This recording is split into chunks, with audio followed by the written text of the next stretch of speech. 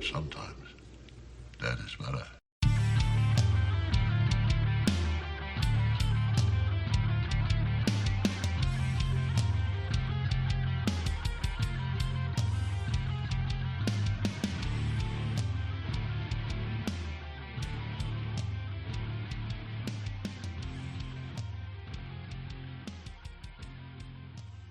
What's up, everyone? Welcome back to Give Me Back My Horror Movies, the podcast. I am your host, Nate, and with me, as always, is the delightful Pete. Can you say hi, Pete? How you doing, Pete? And with him is Charlie. As always, say hi, Charlie. How did Pete get second billing? Because this is a Pete pick. Yeah, Pete pick right. episode. That's right. I finally got to pick another movie. I'm out of the doghouse. Maybe The thirst debacle for Charlie. I may have gone right back into the doghouse after this one. We'll see. We'll see. He's a lot like my dog Beefcake. He won't stay off the couch no matter how much I tell him he's not allowed on the couch. And then I go away and I come home and he's on the couch. You give Pete an assignment and say, don't F this up. And then he F's it up. Nate's going hard this morning. Oh. And speaking of this morning, in what Nate and I are going through a marathon recording session this weekend, to get caught up from traveling and COVID. We've had interviews, our schedule's jacked. We are recording this Saturday morning with Pete. So once again, we have Give Me Back My Horror Movies, the Saturday brunch edition. But it was supposed to be coffee and Fulci, and that did not happen this time. Well, it's not Fulci though. So we still have coffee and Fulci's when we do a Fulci movie. Today is just the Saturday brunch with the boys. Now, so I like that. The nice thing is, last night, he had texted us and he went, let's do this at 6 a.m. I was already out and about drinking. And I was like, oh, God. Like, sure, why not? Because I was getting hyped. I was like, yeah, screw it. Because you know what? I like Pete. I like Pete a lot. He's a really good man. You get a really good vibe with him. He's a delightful human being. When you're going through a really rough patch in your life, he just invites you over to have pizza. He'll make you pizza. And you don't even have to talk about anything. You just kind of bullshit together. And it's nice. It's really lovely. Aw. Then he picks a movie like Slugs when I tell him, pick a movie from the 80s. All you have to do is pick a movie from the 80s. I did. I don't know what happened, Pete. It's like you freaked out. You were juggling something, and you stumbled completely and went, Slugs. Oh, boy. You could have picked Pieces. That's true. That would have been good. I even got more frustrated when I saw on Facebook you were like talking to another podcast group that's doing Motel Hell. Oh, yeah. And you comment on it like, oh, man, I really love Motel Hell. And I was like, this bastard, man, we could have done Motel Hell. Oh, ouch, man. That hurts, Nate. I'm sad. This is a monster movie. yeah. Radioactive slugs. Yeah. From the 80s. What could be Are better? they radioactive? I'm pretty certain they're just slugs.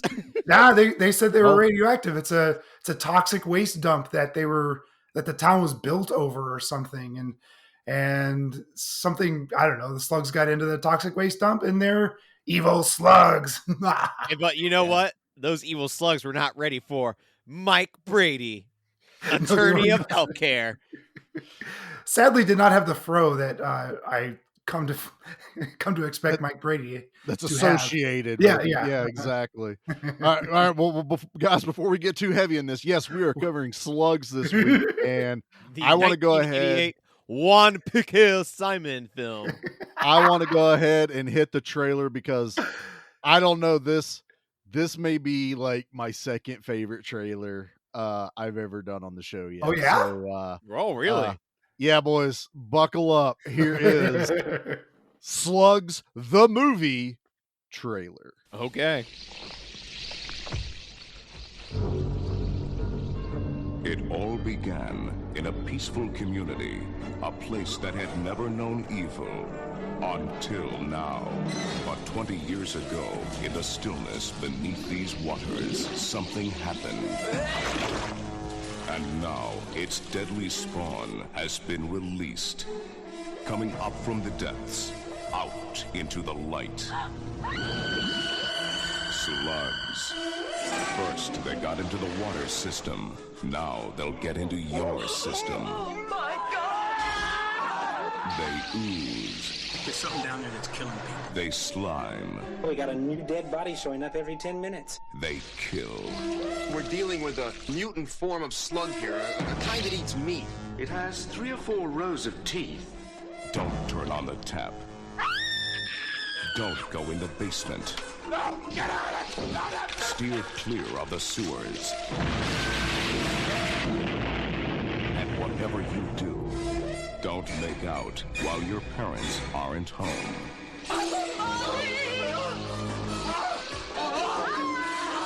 Slugs. It may be the most shocking movie you will ever see. Slugs. Oh my God, that was amazing. All right. Well, I don't know who composed the music for this film. I love that the last like 30 minutes is that bump bump, bump bump, like, and the fact that the trailer just keeps doing it as well. Yeah. They were hooked on that beat. From the second I started, I was like, okay, I like this movie voice guy. Then he says my favorite thing from the trailer. He goes, "The deadly spawn," and I'm like, yeah. And it's like, that was amazing. Then he would say something else. Don't make out when your parents aren't home. And I'm telling you, in the trailer, it's like explosion, explosion, explosion, explosion. And I'm like, this trailer is lit. I love it. I love this trailer. I love this movie. This movie was a hoot. Now, I was up fishing with my dad and ran across this on Tubi. Hadn't seen it, and Dad's always yelling at me like, "You've already seen this movie. I don't want to see something that you've already seen." I'm like, all right, let's put Slugs in. I don't know anything about this movie. The two of us sat there and howled with laughter for 90 minutes. It was so much. I had so much fun watching this movie with my pop. It was amazing. Are you gonna be cosplaying as awesome. Mike Brady? I Halloween? really don't have the hair for that. That's what you need to win. It's a costume. Become Mike Brady, health inspector. Health I bet- inspector. He may not Name's have the Brady. hair, but I guarantee he's got the outfit somewhere in the house. Somewhere. I'm sure I do. Oh, the all khaki, Yeah, the pants exactly. and shirt matching. Yeah, all that. Yeah, if there's ever a character I wish just got more movies, it's Mike Brady. Like, Yeah. it's just him going from town to town, defeating whatever evil pollution there is, Oh, and That like would've evil been corporation. that's interesting. Mike Brady's here, and he's holding up like Slugs, his badge. cockroaches, Yeah, tick. salmonella, because he's the health inspector, so Yep. he's got to make sure that the E. coli is under control. Listerine. After this event, he got hired on by the EPA, so that's how he can go from state to state, and he's- EPA Special Division. That's right. So Damn it, we need Mike Brady. get me Mike Brady on the phone. Oh no! Damn it, Mike Brady. I don't like your You're what was reckless, your- Mike Brady. Yeah, reckless. Get out of my office. You're just a wild card, Mike Brady. But damn it, you get results. Boy, this is some good fan fiction. Let's ask the listeners to help us write a new movie. This That's is great. it. I Well, don't work with new partners. I'm Mike Brady. I work solo. I'm a I lone work wolf. alone. That's right. Oh, All it's right. me and my wolf. And that's why I am the lone wolf. And that's why we got Turner and Hooch, but with my wolf, Wolfie. Now we have an animal sidekick in this. So I don't know if I'm down for that. I don't think Mike Brady has the time to deal with his wolf/dog. Chuck Norris So- did it with Top Dog. Oh boy. Belushi did it with a Did German Tom Hanks Shepherd, do it? and Tom Hanks did it with Turner and Hooch. Belushi in K9, Chuck Norris and Didn't Top Burt Dog. Reynolds do it? Oh, wait, no, that was Dom DeLuise with Burt Reynolds. I'm sorry. Clint Eastwood did it with a monkey. He did too. He did with Clyde. Left turn, Clyde. All right, well, I'm gonna make us do a left turn. Nate, we have to do our new segment, our back of the VHS cover. Are you ready? As soon as I pull up the picture on my phone, because I had a million tabs open. Well, I was gonna Ready. say, I sent it to you. At least I did that for you. All right, here it comes. Unusually large slugs in the garden, partially eaten corpses, and the ghastly death of a young couple amid thousands of slime trails. All are gruesome pieces of a horrifying puzzle. A puzzle whose solution can mean only one thing. Carnivore slugs are killing the people of Ashton. In an investigation by Health Inspector Mike Brady yields startling results, turning them into a rapidly growing population of man-eating monsters. And if Brady's theory holds up, it's only a matter of time before Ashton is completely consumed by the slimy horde. With time running out, and with no one from the skeptical authorities, Mike Brady takes matters into his own hands. Armed with a special toxin, he struggles in a desperate, last-ditch effort to save Ashton from a slime wasteland. I was choking on my Starbucks like I could tell, but 3 words in. I was like, oh no. that just made it more slimy and guttural as you read the back of the VHS. You know what's cover. cool about slugs? If there's a lot of them, you just walk away from them. I'm sorry, these things were pretty fast in this movie. So, real quick though, when I was looking for the VHS back of the cover info, I'm like, this cover art and the back are amazing, and I don't know why I didn't rent this movie when I was a kid, because it looks awesome, every bit of it. So, Pete, I know we ungrounded you. And I know I was the one championing the Pete's pick, because I was like, man, it's Pete's time. Nate's been running amok lately. We got Leprechaun 4. You know, I was like, okay, I'm prepared myself now. I've recovered from thirst. What are you going to throw at me? I don't even know. So Slugs. Yeah. And I was like, all right, I'm in. I'm usually down, because I love movies like Slither and stuff like that. So I watched this last night. Yeah. With the wife? With the wife, and she has comments about Pete as well that we'll get into as we go. I have a feeling she doesn't like me all that much. or questions my sanity at the very least. I think that's closer. That's closer. She asked about what does Pete's search bar when he seeks out movies entail, and I'm like, we'll get into that. But I enjoyed the hell out of this movie. Yes. Pete. What? I absolutely enjoyed the hell out of this movie. This is a dumb movie, and I love it so much. It is. And I'm telling you, my only true critique, and I'm sure we're going to talk about it, is the ridiculous from foreign language dubbing to the American speaking actors. I will always love movies that do that. The ADR was rough. ADR like that. I love it. The ADR was rough. Well, there's also a whole nother thing that kind of you start thinking, are you going insane? But you're not. All of the Spanish actors did their scenes over in Spain. All the American actors did their scenes in America. Really? And they edited it together. So there's times where you're like, something doesn't feel right. It's like they're not in the same place. And I'm used to different locations, but they're trying to make it all one location. And it's just like, something's a little odd here. And that's what it was. I was reading, there's not a lot of info on this movie either. No, there really isn't. Yeah. I had to dig quite a bit to find any kind of information, but we love the movie. Yes, even Jackie. Jackie did. So she started out with, obviously, how the movie starts. We get your quintessential 80s horror movie, and you're like, yep, I know what I'm about to get. We're about to get boobs in the first we were so close to getting boobs. 30 seconds of the movie. And we don't. And I was kind of like, I like the tease. Then it gets to another, there's sexy time scenes, and Jackie goes, does Pete purposely look for porn horror movies? Or is nude women in his search bar? And I'm like, I said, no, but I have to defend Pete here. It's the 80s and 90s. If it's a horror movie, You got to be on it. 90% of them have naked girls running around. It's just what happens. And then we got naked dude butt. And I said, see, there you go. It's equal opportunity in this movie. A little something for the ladies.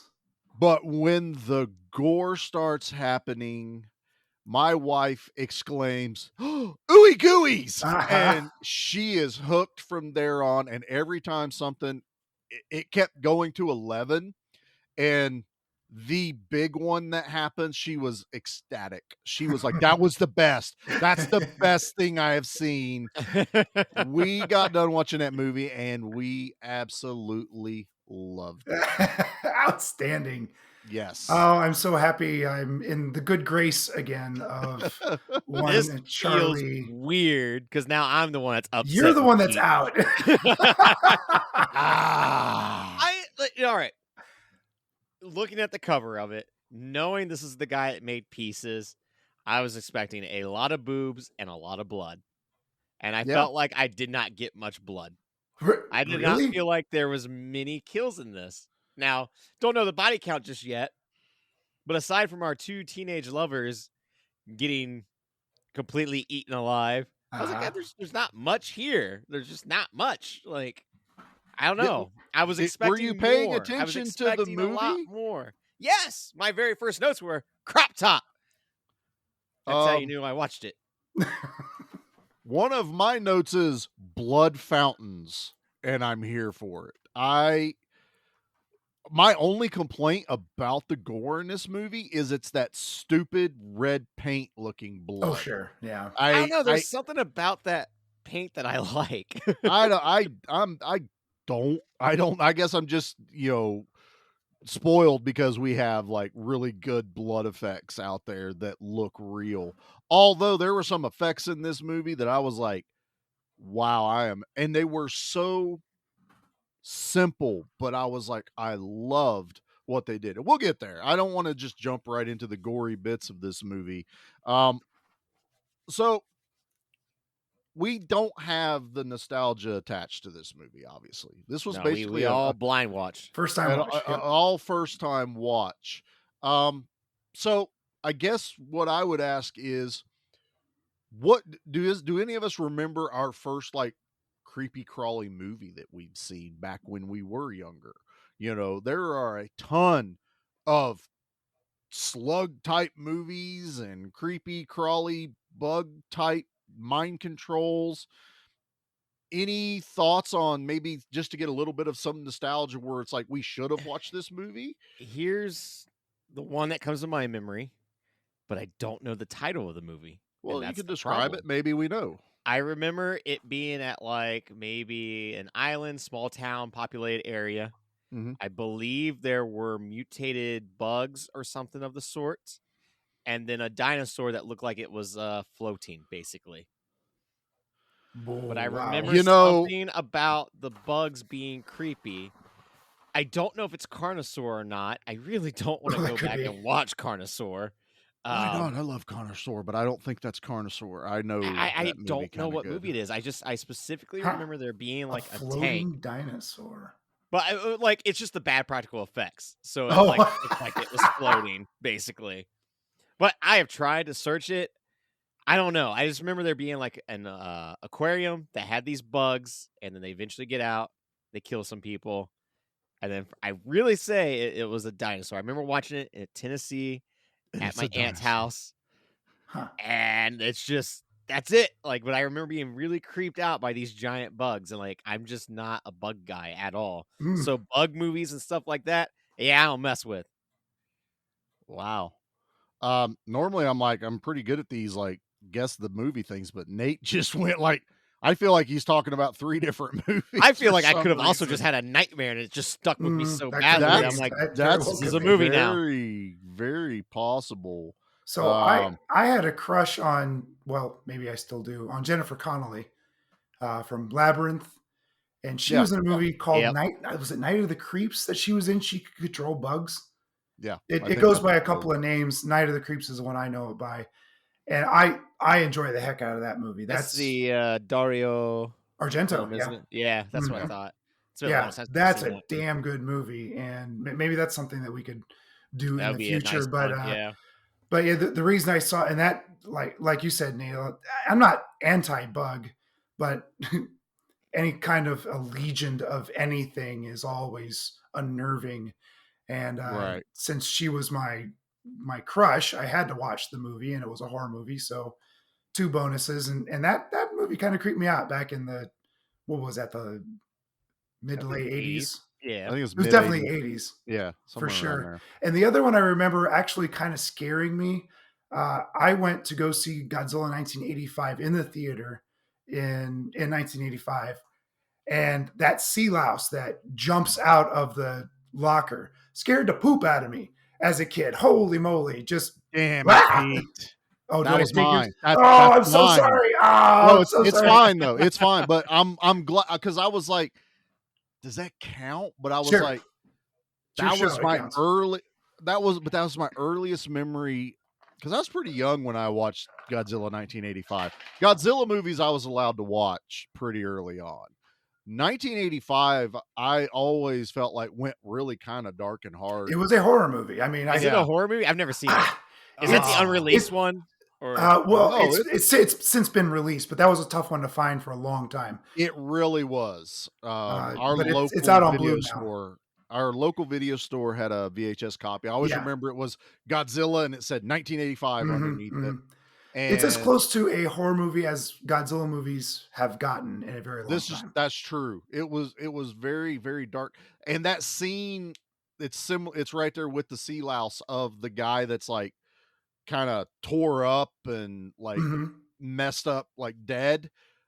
Burns an image in my brain since I was a kid. But that sea louse was the first type of memory I have of a bug infestation movie. And then later, as I got older, I would watch movies like Squirm, which was the killer worms.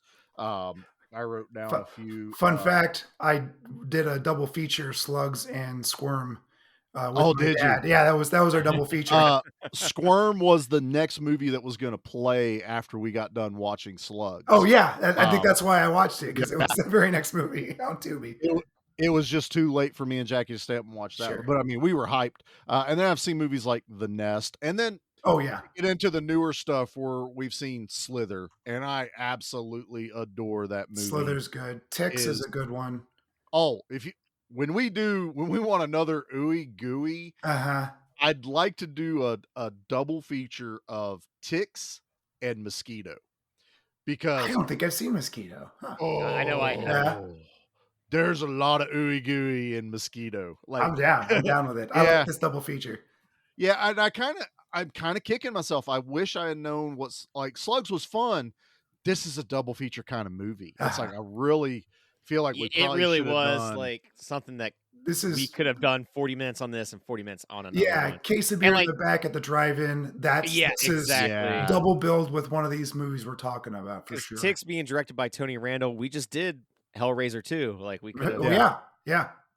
Well, we talked about it, and I mean, Ticks is fantastic. I remember watching those, and some of our favorite, like here at home, some of our favorite horror movies are creature features, like nature. You know, alligators, like Lake Placid, and alligator. So anything that has to do with wildlife.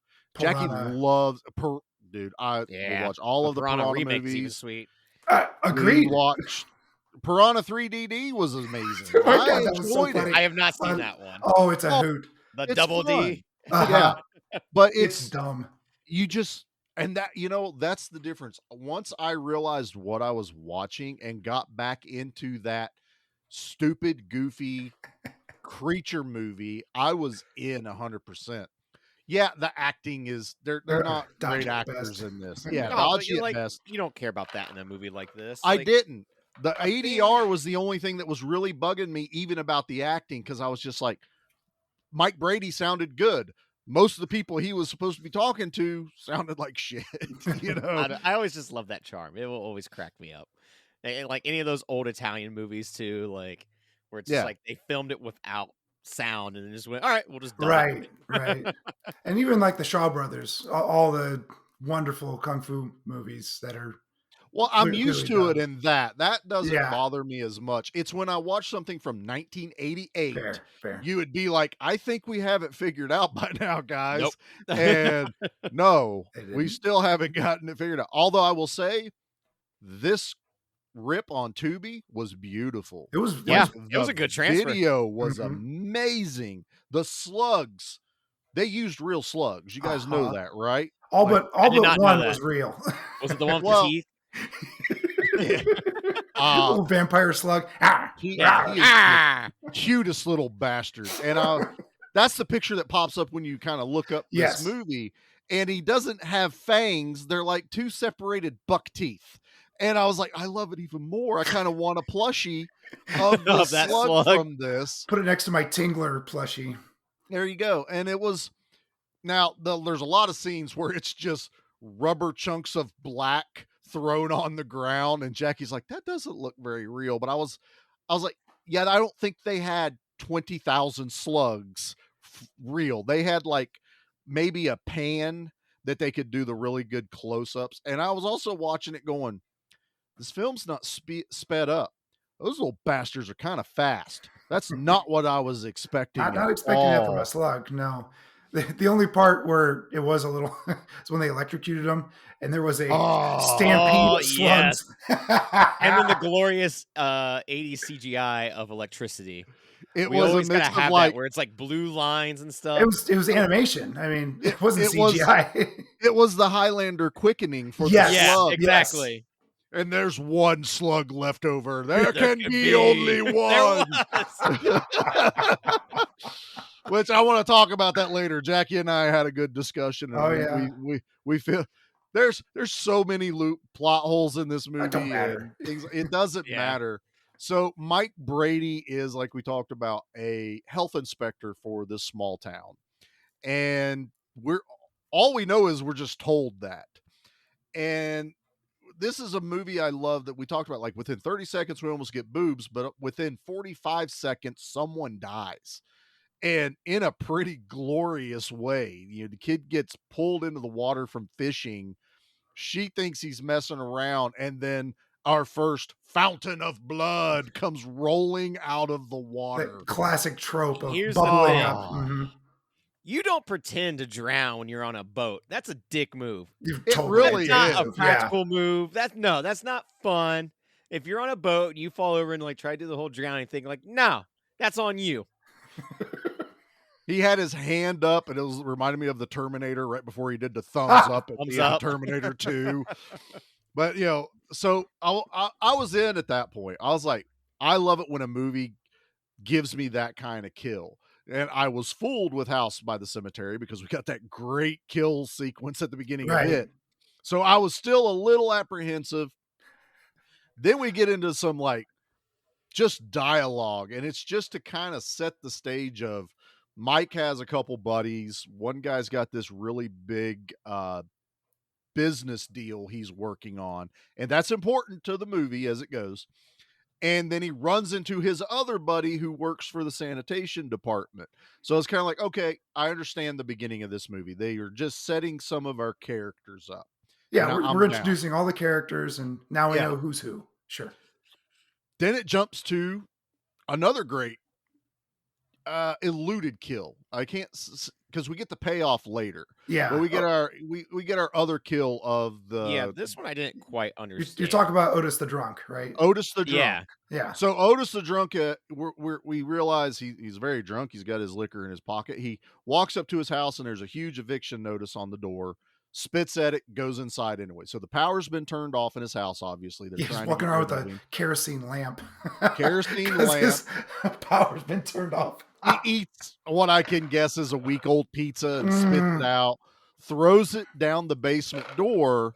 We don't get that payoff till later, but I was still like, okay. And then eventually he sits down with another beer, and you just see him start squirming and screaming, and then it cuts to the outside of the house, and you hear him scream for a few seconds, and then it cuts. Yeah, my So thing was like, how did they get to his house? Like, I didn't really They had to start gather somewhere. where his So- house was located to the sewer.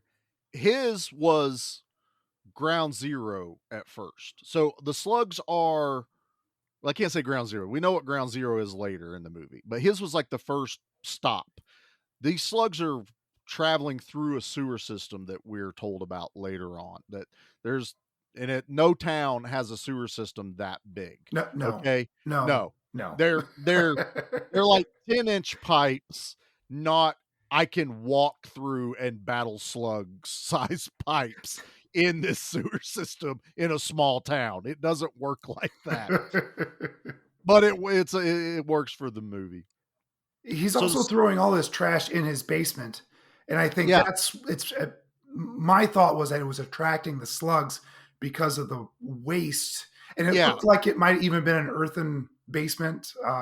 Well, yeah, it would have been clearly like not finished, but these homes were like mostly like stone foundation, Yeah. dirt basements or Yeah. crawls. So later in the movie, that's actually explained, because that's when we find out they're traveling through the sewer. They can get through the water pipes. Okay, that doesn't make sense, but that's the story the movie is telling us, is how they're getting into the toilets and into the sinks. Don't think about it too hard. Yeah, this is not a logic driven scientifically. No, it's especially, although I'll give them one, and we'll get to that because I can't spoil that one yet. Oh God, we're almost there. So we get our first death, and Mike and the sheriff, and I want to talk about this sheriff in this movie, and I have questions that I know we can't answer, but I'm still going to ask them. So some reason, as Mike being the health inspector, they're trying to evict the drunkard, and he needs to check out the house. I don't know why the health inspector, maybe a building inspector, but not the health inspector, needed to look at it. But that's how we get. Mike Brady does what Mike Brady does.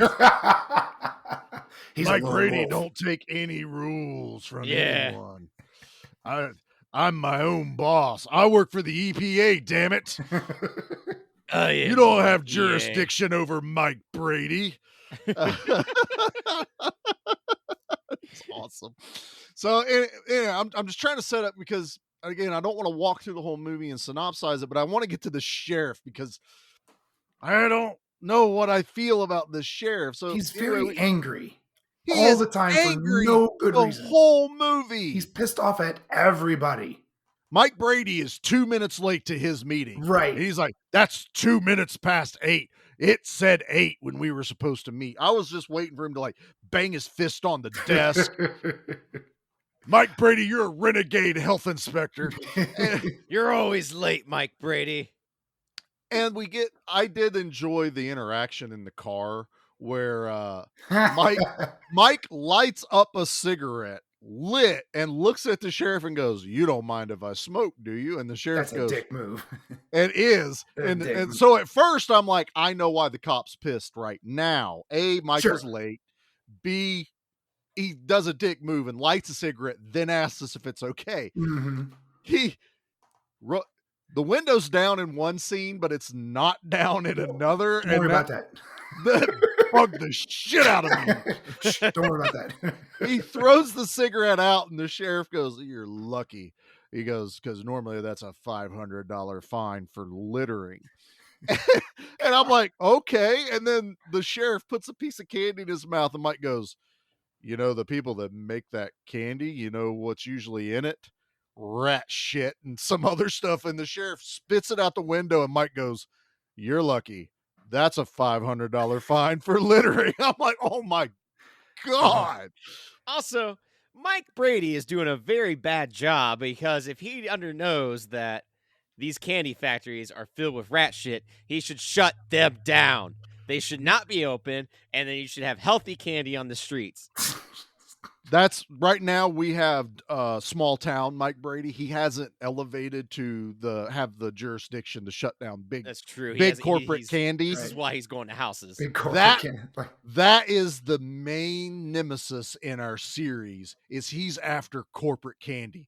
As about season 2, we find out that there's a chemical the candy plants are using, and the trash from the candy wrappers is mutating all these different wildlife creatures.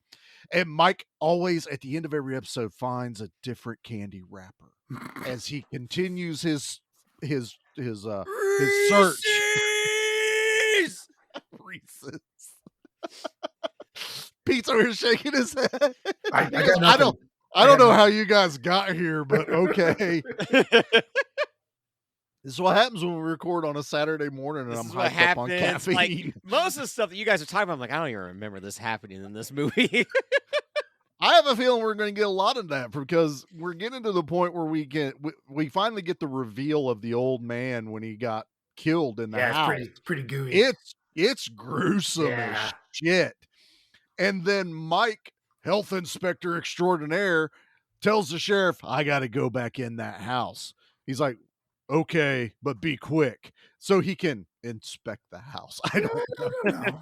He walks around, but he opens the basement door after we saw the old man throw the pizza in there, and the trash is up halfway up the stairs of the basement. So you're kind of imagining that's just been this guy's dump for however long. And so that's, like Pete said, I think that's the draw for the slugs to come in there because they're trying to eat a little bit of everything. They don't just eat. It's my only explanation for them starting there for sure. It has to be. So we get a ton more like preamble, people talking. We're introduced to a lot more characters. We get, I think one thing I like about this movie that was a little different was when I watch like horror movies, I expect the main characters usually to be the teenagers, and they're a total side character in this movie. I mean, they're just throwaway body counts. That's what they're really there for the body counts. And everything we're following is Mike's journey to find the answers, to do all this other stuff. To save the day. Yes. So what was the next kill the gardening, the greenhouse? Yes, so the gardening kill was where the explosion. I do the same thing when there's a slug stuck in my glove. I instantly cut my hand off from the wrist to get rid of it. Yes. You know what else? You know what else I do when I'm gardening? I have my can of gasoline. Well, yes. Just like when I go to sleep every night, I have a can of gasoline at my feet. Just like in The Burning. I mean, yes. we learned right. Gardening, you have to have gasoline and chemicals that explode if you mix and drop them on the ground, or something they bubble. They caught the trail of gasoline on fire. That's right. Yes, and then it was like they just sat there and bubbled and festered. But Jackie and I couldn't stop laughing at the guy's wife as she's cleaning the house, smoking like a freight train. Polishing the handrails, vacuuming as if it's not even on in the same spot for like 3 minutes, listening to the music. And we're just giggling at this whole thing of how insane it is, all while her husband's screaming, and he has the greenhouse axe. So the axe has made its reappearance on the show. Because when you're gardening, you gotta keep an axe nearby for sure. Which is probably the one place it does make the most sense to have. Not the kitchen axe or the basement axe, my van axe. But man, when he cut through his arm, that was awesome. It was so good. It was gross. Just trying to cut it looks nothing like a human arm, but no. They're like just mashing on sliced meat and red stuff in there, and I'm like, this is so gross, but I love it. It's awesome. And then I'm not expecting this, So even with the gas can catching on fire, I was expecting, like they're going to get burned. Mm-mm. They explode. The greenhouse explodes, in a guys. fiery ball of glory. Oh man, It's they done blowed that house up good. Yeah, that explosion is way bigger than ever necessary for the Oh, budget of this definitely. For sure. This is like the end of Friday the 13th Part 7 explosion when the house blew Yeah, up. it's like I just want to blow a house up. So yeah, we got the permit. We're good. Let's just make it as big as possible. that And permit I'm like, just says I can do what I want. it's exactly it. I have a permit. It just says you can do what you want. That's exactly what it is. That's because Mike Brady can do whatever the hell he wants. Yeah. He went to the Ron Swanson school of I can do what I want. Oh my God, man. So the next, I guess we'll just, what? I think that's the best thing to do. We just kind of highlight. That's the thing. Like it was so like even when making notes, I was like, let's go from kill to kill, man. Kill to kill, I guess, because I just could not keep focus. I had a hard time staying focused with this movie. You all watched it with people. I watched it by myself. I feel cheated. This is not fair. This is a movie meant with other people. Yes, it is. I will admit that. Now, normally that doesn't work to my favor, depending on the movie with Jackie. But that though brings more entertainment value. Whereas opposed to me, I just had fun saying Mike Brady to myself. I think it's in our group chat too, or some reason, some way you got hooked on a Mike Brady thing for a little bit, talking to Pete about it. And I hadn't watched the movie yet with you two, so I'm like, does that dude make an appearance in this movie? Is like from the Brady Bunch show? Right. I really thought. You think the actual Mike Brady shows up? I was like, kind of the real Mike Brady. Please stand up. Until they called the guy Mike Brady, and I went, "Oh, damn it!" Now I'm sad. I was a little disappointed. I think after the garden explosion, that's when we get the salad, which reminded me of the Deadly Spawn. Yes, that was my because they're like, I looked at salad was a little salty. I was like, I looked at Jackie going, that's what I wanted to see. Like Deadly Spawn, they do the blender part, and I still feel cheated. I think they should have done something to really push the fact that there was a slug in it, the creature in it. This one it slices several times. Yeah, she cuts right into it. Slug. Like an onion. And then it's like, how does no one see that? Go ahead. They say it must have been the anchovies. Anchovies, right. I was like, right. That's brilliant. Uh-huh. Brilliant. How you can explain it, the saltiness. Black gooey crap in a salad. Anchovies. I was like, oh, I love that. A monster has anchovies with their salad. Who eats anchovies? Caesar salad has anchovies in it. Oh. Like no, so good cheese. No. And this is the beginning of the longest but best payoff for a kill. Yeah, this kill was for the long con because now we have to gloss over. It doesn't happen just yet. No. I still don't want to. We're going to do that one like after commercial break, which is coming up here in a second. But what I want to say is this guy starts complaining about his stomach, and that's where we find out about what he had for dinner. And I'll give him credit. We didn't actually watch him eat.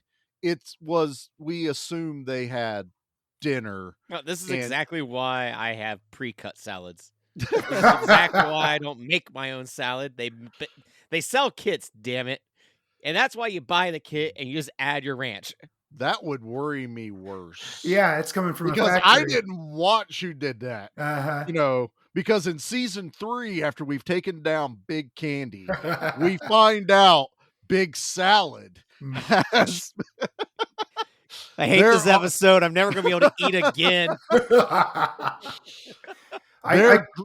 Their house dressing isn't what it appears to be. So I can add to the grossness for you. Do it. So we have a large garden in our backyard. And if you've ever seen those little white moths or butterflies, hanging around your garden. Those are called cabbage loopers, or some of them are. And they love cold crops, cabbage, broccoli, cauliflower, and they like to lay little eggs when it gets really, yeah. So one year I went out and I picked a great big cauliflower. Oh, I'm sorry, broccoli.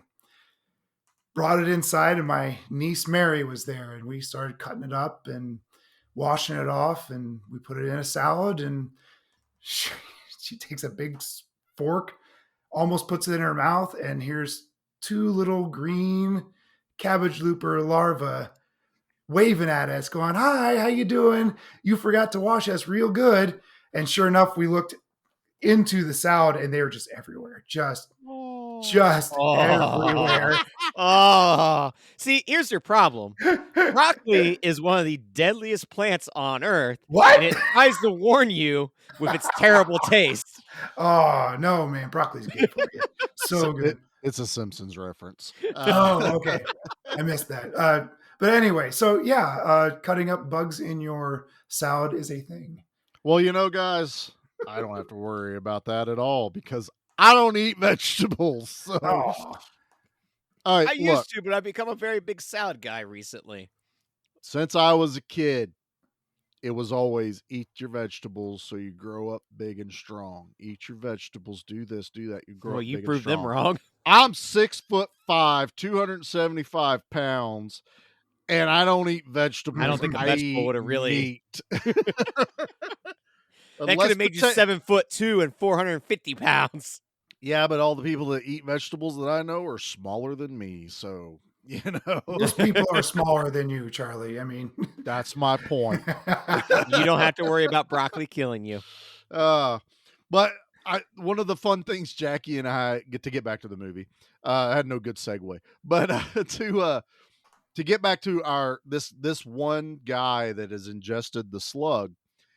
It's now led to me and Jackie for the next probably 10 minutes speculating what's going to happen because I'm betting on like projectile vomit or something happening. She's like, a slug's going to come out of his nose. Oh, I mean, she's like everywhere. And I'm going, are there baby slugs in him? I'm like, now my brain's going. So we're fueling each other on speculation.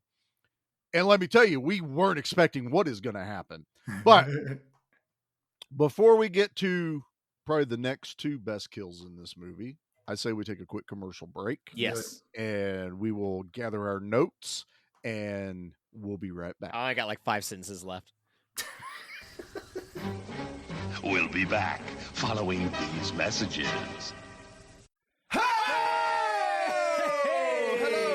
Welcome to 100 Horrors, a comedy podcast that seeks to rank the best 100 horror films of all time, as dictated to us by a poster that one of us owns. Every week, we bicker over another film in an attempt to give it an overall scare factor and secure its place in the 100 Horrors list. With features such as...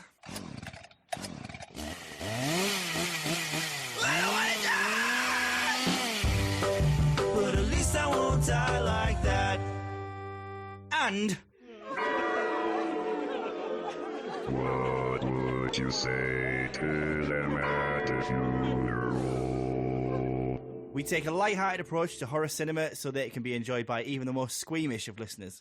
So whether you're the person who's never seen a horror film in their life or the person who has a tattoo of Leatherface on the right arse cheek, there's something to be enjoyed in every episode of 100 Horrors. You creeping? Oh, I'm so creeping and crawling. Creeping! Creepy crawlers! It's the Creepy Crawlers Bug Maker. You can create a creepy insect army of you-filled crawlers. Just splatter and splat. Grind them up with the Creepy Bug Grinder. And make them again. These crawlers go smack and splat. Creepy Crawlers. Creepy Crawlers Bug Maker, Grinder, Smasher, Molds, and Refills. Each sold separately. Out now from Moose. Ladies and gentlemen, welcome to Give Me Back My Pro Wrestling, the podcast that's based on the old school, but can still help you find the good stuff from today. Dangerous Dan Colley, the Professor Jimmy Street, and the Plastic Sheik Jared are the undisputed six-man tag team champions of the wrestling podcast world. From thought-provoking topics to superstar interviews to action figure expertise. This trio does it all, and all they ask is, give me back my pro wrestling! Every other Thursday, wherever you listen to podcasts. Welcome back. All right. That was one of the toys I always wanted was the creepy crawlers, man. Yeah, I never had it, and I it. always wanted it, man. I had creepy crawlers. Did you? Yes. You bastard. Did you bake them in the oven or what? No, it had its own like mini oven. Oh, that's and it right. had metal plates that you poured the like goo into. Those things were hot. Yeah, you had to be careful with them. That's why they don't make that anymore. Tiniest, it wasn't like a spatula to grab it out. It was like a fork, like two-pronged fork that looked like the devil horns to like slide underneath it, pick it up, and drag it out. And that thing was flimsy, so it was very dangerous. So and then it you was had to wait forever for it to cool down. That way you could get your creepy crawler out. It was a heat lamp, right? It was like the Easy Bake Oven. Yeah, basically. Yeah. Okay. Yeah. It's like a high wattage little light bulb in there. Yeah. You know, but yeah, I was not allowed to have the creepy crawlies. I wasn't allowed to have slime. So He-Man used to have the slime pit. You used to be able to get the Ghostbusters toys with slime. No. Mom was like, nah, not gonna have slime in the house. Green stuff in this house. Was that just you're gonna get it all over the wear and I don't want to clean it up? That was the thing. It was nothing that about makes sense. The ew factor. It was you're gonna make a bigger mess. And let me tell you, so during this whole pandemic, the internet was a Twitter of all these fun home things to do with your kids because they're not in school. My wife got the ingredients and instructions to make slime at home. Nice. I realized why my mom said, we're not going to have slime in the house. Mama Charlie came out. Jackie's like, I regret all of this. I had a Stretch Armstrong when I was a kid. And after a while, the rubber casing, I think it was like cornstarch. It wears down and leaks. And oh boy, Mom was not too happy that I didn't tell her that he had sprung a leak. And there was I think there's a whole square of carpet we had to pull up. My Stretch Armstrong broke as soon as I got home from Kmart. Oh no! Like, as soon as I got home, he had broke. Oh my God. Yeah. My cousins, Jimmy and Jared from the Give Me Back My Pro Wrestling show, they had the Stretch Armstrong. And I remember many a time I don't know how that thing didn't break because we would see how far we could stretch that little son of a bitch down in the basement. I mean, they had the mecca of toys. Any toy that was down there and the whole basement was theirs. And it was how far across the basement can we stretch Armstrong? We would also tie him to I don't even remember the bad guy's name, but the orange the dude. Green, the orange dude. The orange guy. Ours were orange. I remember the orange. It was either orange or red, but I'm colorblind. And I remember there was a dog as well. I'm a little older. Maybe there was like different versions. There was one I got was in the late 70s. Okay, so there was probably 90s. the redo for the 80s. 90s, yeah, there was a okay. Yeah, so we would hook them two together to get even further. That kids, what are you gonna do? There was one toy I remember that I never got to have where it was a skull and you pulled like the boogers out and like the I remember brain. that. It was like a worm and stuff would come out. Yeah. It was a game. It was like a board game. Yeah, that you played like that. That one I never got to mess with. My biggest regret was, and Mom was again never gonna get it, was I never got Stinkor from the He-Man line. Because it did smell. He legit it was stank, it was patchouli. Is that what you say? Patchouli oil? Mm-hmm. Yeah. That's what it was. Well, they did the redo line of the Origins, and I got Stinkor, and it was supposed to stink. Whatever they put on there didn't work with the plastic, and no one Stinkor stink. Don't worry. Like, damn it, Mike Mom. Brady was on the case. Mike eliminated the Stinkors. All right, enough about that's a little bit more nostalgia since this movie we didn't watch when we were kids, but damn it, I wish I had. I think as a kid I probably would have loved this movie Oh, for even sure. more. I would have been like just with it. Like no, I think you would have liked it more as a Arachnophobia kid. did me in.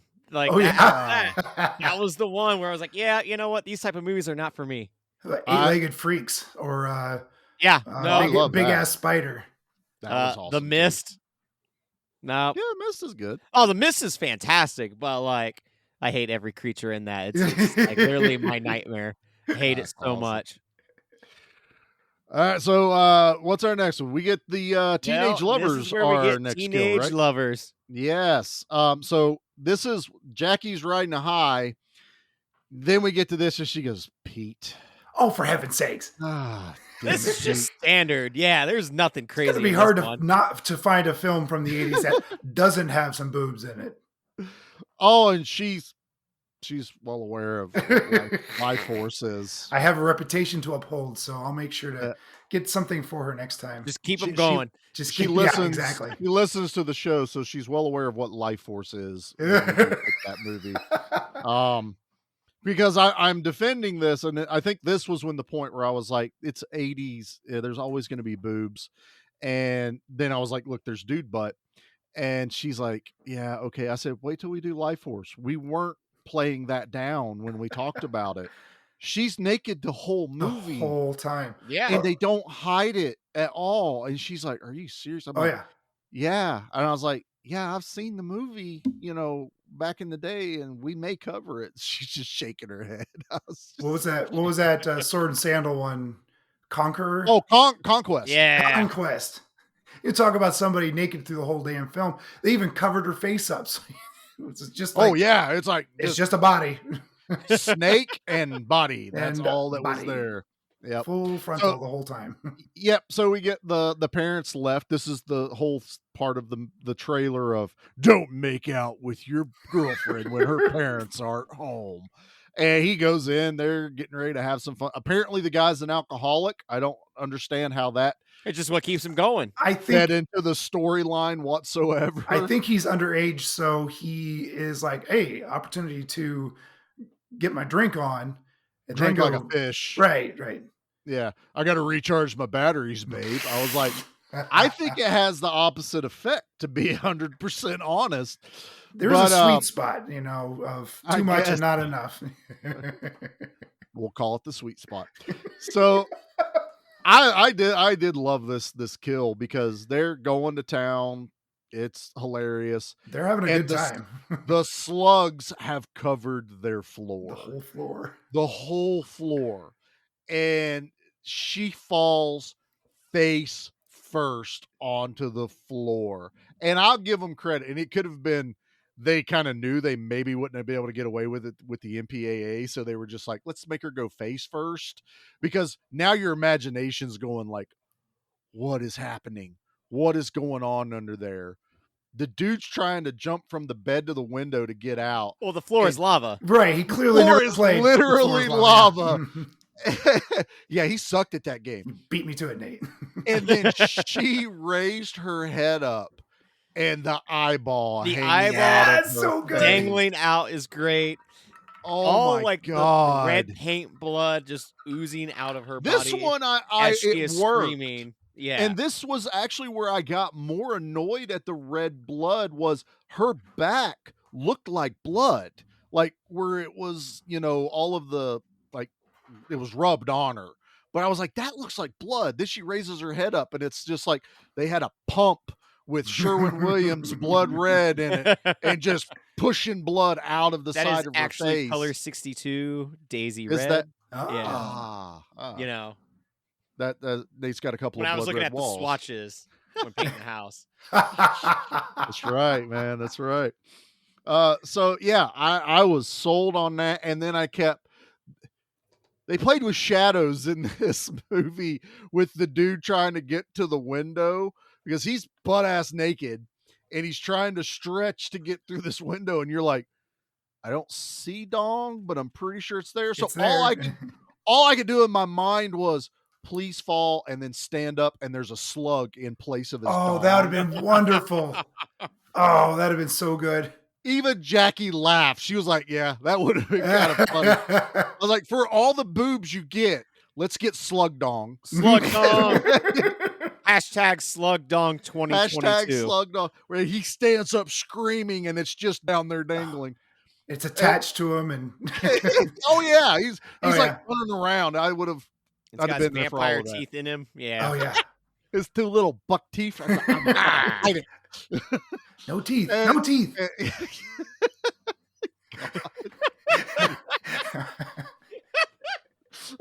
That one popped me, Pete. Sorry. So Actually, I'm not sorry. he falls, and we don't see his actual death. He literally, all he had to do is pick up the nightstand, move it 7 inches to the left, and You're now not he can thinking just clearly. stand on that. Yeah, you know what? He had a whole bottle of Jack Daniels. I get it. He's drunk. Yep. He's, And you just know, watch the girl he banged get completely eaten alive by slugs. He's not in the right frame of mind. he doesn't have that after coitus clarity. He doesn't have this genius sober brain that I have. Oh, yeah, yeah. Tune in as I am a contestant on the Floor is Lava Netflix game, and I just demolish it, going, "You idiots!" Wasn't there basically a game like that on like Nickelodeon or something? There's something on Netflix right now. Yeah. Oh, that's what it is. Yeah. Where they have to go over obstacles and not touch the floor. I was like, Yeah. it's the floor is lava. It's the adult Got it. version, yeah. I nail it. So I love, and I'm loving this kill sequence, and I'm like, man, this is amazing. And damn it, we ain't seen nothing yet. No, because now we get the payoff.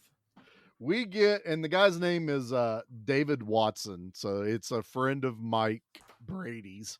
And he has this huge business meeting with these corporate people buying land in Ashton. Yeah, they're going to build a mall or something, I think. Yeah, they're going to build this big mall. You know, the town's excited for it. That's the only thing they care about. So they're at a fancy restaurant, and he's still kind of got that stomach pain. And we and Jackie are still sitting there speculating, like, what's going to happen? Is like blood is he going to puke blood all over the table on this woman? What's going to happen? He excuses himself to go to the bathroom. And this, for such a small effect, I'm watching this going, that was an amazing effect. It was the first trickle of blood to come out of his nose, because it wasn't the side angle that you normally are used to, which we actually get a few scenes later. You're looking through the mirror and you see both sides of his nose, and blood is trickling like out of his nose. Yeah. And I'm literally going, how did they do that? Like, was there something like plugged in his nose, and when he wiped his face, he pulled Ooh, maybe. up? Oh, that could be it. Look, Nate and I just finished up an interview with a special effects artist. So I'm really about like paying attention to effects in movies because I love that stuff. And I'm trying to figure it out, because normally they would do the tape a tube Mm-hmm. to the side of your face, and you would turn to just see the other side and blood would pour out. Not this one. It's like you're looking at him and blood, like a bloody He just nose. had a It was- real nosebleed occur. Right, yeah, that's what it looks He like. actually That's- died on set. Yeah. No, but it's that I love that, and it's such a small thing in a movie with a ton of blood in it. Nate is Blood. just this little trickle. He goes back to the table. He cleans himself up. He's like, I feel so much better. Then we get what I'm used to: the side profile shot of him and blood gushing out of his nose, so good. like with pressure pouring out. Everyone's freaking out. He starts convulsing, falls on the ground, and I'm like, okay, he's like, slugs are going to come out of his mouth, his stomach, something. No one is prepared for this kill. Nate, would you care, Mr. There's not a ton of blood in this movie, to tell us what happens now? Now we get facial explosion with like worms just squirming all over his face. His eyeballs explode. Yeah. And worms fly up like confetti. It's a horrific way to go. You're not expecting that in this movie. I think of everything we've watched, not expecting that. Here's my question. You are not with that party of 5 eating dinner with this man. You're like 5 tables over. Do you finish your meal? I don't think so. No, I think everybody's feel meal like is I'd be comped at like, that I point. would like a refund, please. I would not be rude about it. I'd just be like, yeah, now I'm worried I'm going to have the same thing. I will not have what she is having. No.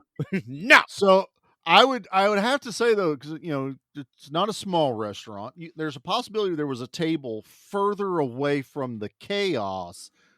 That while all this is happening, they're still over there happily enjoying their meal. There very well could be. They're like, what's going on over there with that ruckus? I don't know. Apparently, something over there has happened. Yes, I'm finishing my fettuccine. A poor chap must have gotten choked on his escargot, which they make that joke in the movie that they have escargot. I was like, I like what you're doing there. Good job, movie. But Jackie, it like audibly exclaims when it happens because she's like, whoa, that was all. I mean, that's how we are all I can't remember the guy's name, but I always remember him from the Jackass movies where he would always fling confetti and talk like that and just, super. Is it Rip Taylor? Rip Taylor. And he just always has confetti throwers on him at all. I feel like he leaves the house with it was 20. Rip Taylor. He was always throwing confetti. Yes. And that's all I could think when those worms go up in the air, then land back on the face. And now you're like, those were worms. Those aren't slugs. What's going on? And they have to answer that later. They take a sample from the slug. Okay, we have to do this first because this is my favorite slug. Mike goes home and his wife is gardening and she's like, look at all these slugs in my garden. And he's like, oh, wow, those look like the same slug trails I've seen at all the other murders. And, he's trying to put the pieces together. That's a huge slug. Let me put my finger near it. We get up close, fingertip of Mike, and this slug open its mouth with 2 little buck teeth and bite his finger. With a little growl. Like, he goes, with a little growl. Hit me. But we're talking full frame on my big screen TV, and I'm looking at this slug. Bite his finger. It's so good. It's the cutest little bastard. And he pulls his finger back like, it bit me. And they put it in a jar. Now they go to the scientist. The high school science teacher. High school science teacher. Look, man, science teachers and college scientists have the best layouts. Don't go to the government scientists. High school science and college scientists have everything. That's where it is. It always works out. And lithium and lithium, right? that they could need to pull it all together. And oh God, the hamster, guys. The hamster. Oh yeah. I forgot about the slug that kills the hamster. The hamster shows up on screen. Jackie goes, that looks like the hamster we had when we were kids. Then the slug attacks it. Does it still look like the hamster? I was like, I bet he looks like that now. So we get a bunch of stuff happening, and the scientist figures out that slugs have parasites in their bodies, and it can be transferred to anyone that would happen to ingest the slug.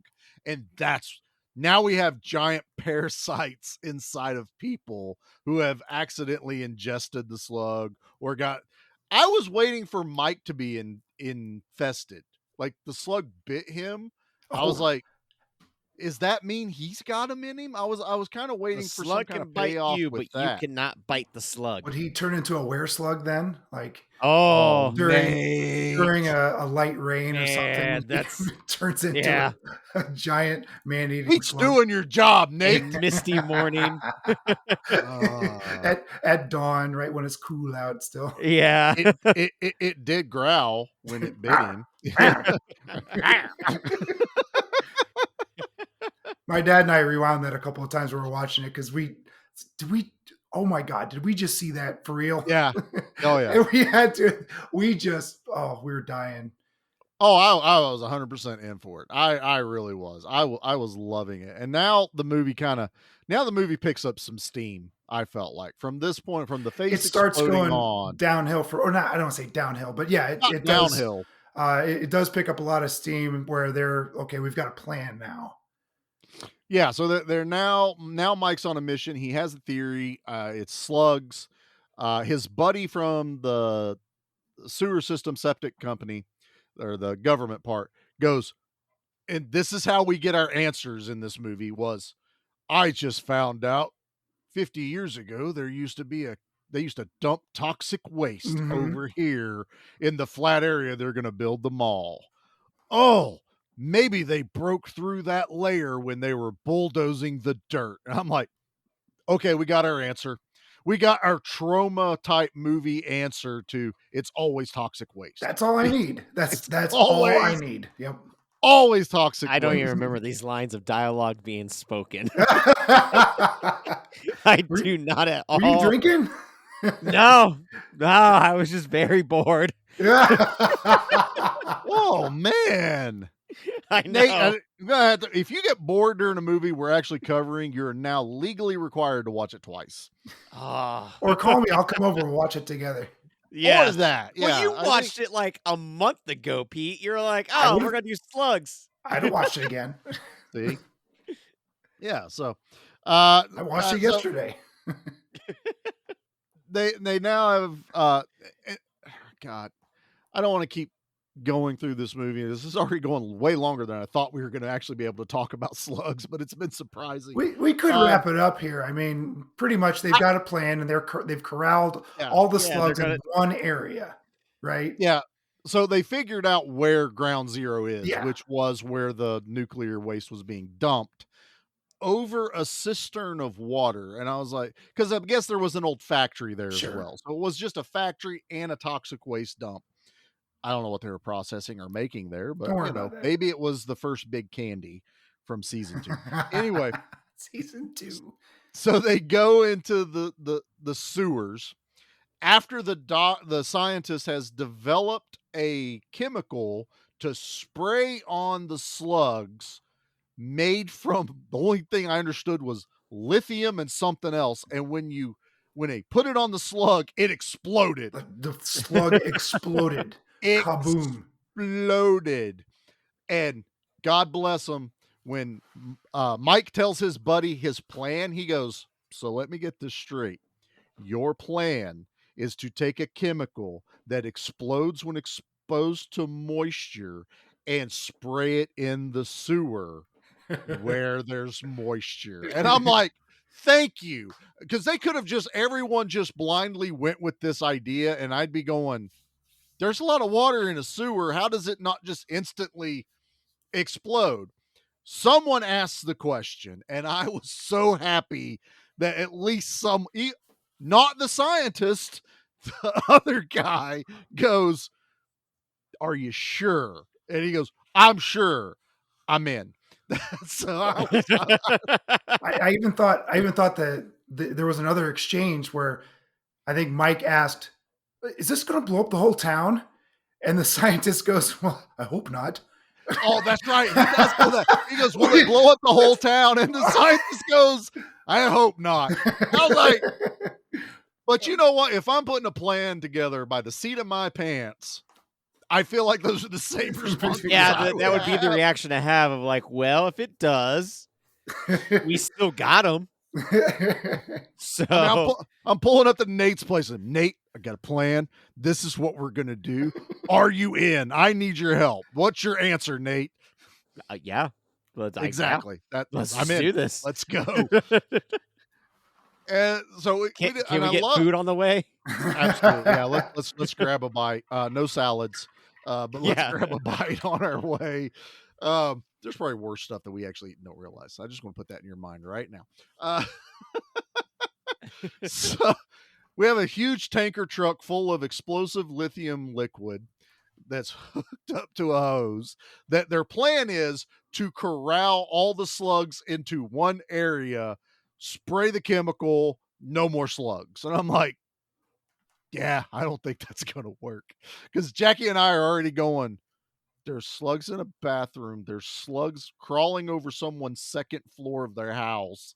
So they're going to bait the slugs with a little bit of meat in the sewer, and millions of slugs are all going to be like, ooh, did you hear what's in the sewer right now? We need to turn back. Oh, there's a little buffet going on. Yeah, we got a bit of a buffet happening back at home. Let's all go back. You don't have to go to the surface to eat horny teenagers, because then we got to wait for them to fall out of the bed, and sometimes you're just waiting and waiting.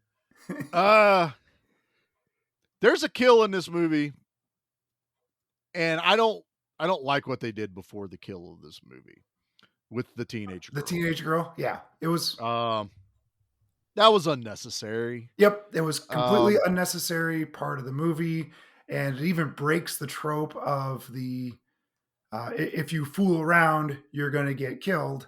She refused to fool around with this guy and still got killed. And she's the one that she's the one that gets it. The others, and the potential rapists get away scot-free. Yeah, they have zero comeuppance. Yeah. Mm-hmm. Although I don't remember this at all. The kids haven't. They're having a Halloween party or something. Apparently, it's Halloween. Yeah, right. Oh, also, that's it's Halloween. right. That's right. Yeah, that was disgusting and dumb.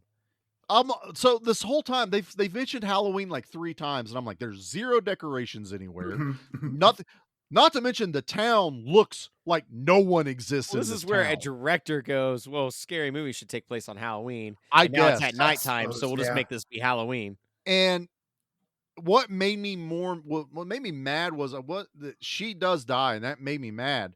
But then I get kind of a pretty awesome, not the actual kill, but the end of the kill was we don't see her actually die, but then the camera cuts down and the slugs are dragging her into the sewer, and she's covered in blood and visceral and everything. And I'm like, that looked amazing, but that kill was bullshit, and I don't like it. So that will definitely not be my kill of the week. I can tell you that right now. So now the guys are in this, and all this is happening while it's in the sewer. So this is all happening kind of all at the same time. Now we have Mike and his buddy, Dan. Mike and Dan are in the sewer. The sewer's not like up to date with the maps. Go figure. So they're in there a lot longer than they planned. They had to change where the truck goes. So they're all coordinating. They get to this giant cistern of water just hanging out. And apparently all the slugs are down in the water. Yes. And we're led to believe that they're all in there. All the gremlins are in the movie theater. All the slugs are in Yes, exactly. That's exactly it. And Dan falls in the water. And so good. They do an excellent underwater shot. I was like, wow, you actually went that far to show. But then to simulate the slugs in water was just all these little floaty pieces of plastic. And I could not get Nate's favorite, I got the poo on me, while he's floating in the water. And I said that, Jackie's dying laughing. And we get another fountain of blood because Dan is now the bait that has attracted all of the slugs. That way Mike Brady can demonstrate his acrobatics check. Yeah, whatever. As he instantly slides across a pole, that's he goes across a piece of pipe, tries to help Dan. He doesn't abandon him. So there is a kind of a few little things where he's trying to grab him. Not to mention Dan's wearing rain slickers, and once those things fill up with water, you're not at the surface of the water anymore. No, you're going down. So you're gone. So Dan gets away, Dan dies. Mike gets away, crawls up through the manhole. The sheriff has now shown up, and the scientist throws a hose down into the manhole cover. They crank on the lithium/TNT. And oh my God, guys, is this not the greatest ending to a creature feature ever? Please. The chemical hits the pool of water and explodes exactly like I wanted. Uh-huh. Then the flame follows all the way down the sewer on top of the Slugs, blowing every manhole cover in the town up with flames and sparks and everything flying out of the manhole covers, also blowing up like half a dozen houses along the way. That's not the whole town. It improved on the ending of Caddyshack, where they blew up the golf course. The golf course. I'm sitting there going, it has to stop at some point. And every time I said that, something else blew up. Manhole covers flying, and I'm like, that's really cool. Then the houses start exploding. And then we get the dickhead sheriff look at Mike and go, sorry about your friend Dan. And Mike, I was waiting for him to punch the sheriff. That was the punch the sheriff scene in this movie. And he doesn't. Mike keeps losing all of his friends. Dan was his number 2 best friend. Dan was it. That was his best friend. And he tears into the sheriff. I don't even remember what he says to him, but it's like, and again, I hate the sheriff. What did Officer Dobbs do to the sheriff in this movie? He hated that deputy. That sheriff hated Officer Dobbs. Every time he talked to him, get off your ass and do something. Don't make me tell you to do this again. I'm like, what did he do? Did he sleep with your daughter? Right. What's going on? And poor old Officer Dobbs just like, he's trying to figure out what he did as well. So I was actually, if there's anything in this movie that made me mad, was I never got a payoff on why is the sheriff an asshole? Because he's the sheriff. I don't know. Yeah, but he was so angry town. at everything. Plus, now he has to do all this paperwork. Right. Yeah. Right. So much paperwork. So now that wasn't every kill in this movie. There was actually a few other ones. We get like the guy that runs the water treatment plant and supply. Oh yeah. He gets killed in the toilet after. I was expecting a slug to be in his hamburger. But we get the camera shows us there's a toilet in his office. The lid sort of hops up and down. Little jiggles.